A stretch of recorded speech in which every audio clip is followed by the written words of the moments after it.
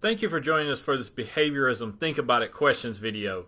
Answer these questions, watch the problem and how-to video, and view the answers. So let's look at our questions. Question number 1. Behaviorism says the teacher is the center of the classroom. Who do you think should be the main focus of the class? A, the teacher, as in a teacher-centered classroom, or B, the student, as in a student-centered classroom. So do you feel like you should be the focus of the classroom, or do you feel like the student should be the focus? Number 2, do you think errors are bad and evidence of non-learning? A, yes. B, no.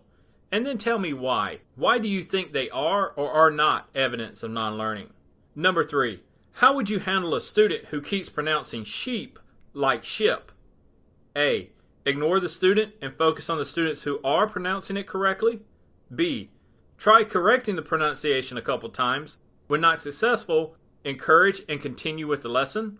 Or C, make the student repeat until correct. Number 4, do you think drilling is a good teaching technique? A, yes. B, no. C, sometimes. And why? So tell us why you chose your answer. Number 5, as a teacher, you have a problem with students sleeping in class. How do you fix this problem? Give us your answer, tell us how you would fix it. And number 6, can behaviorism be applied to lesson planning?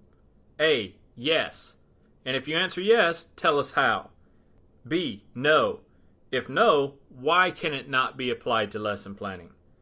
And our final question, number 7, what ways do you use positive reinforcement?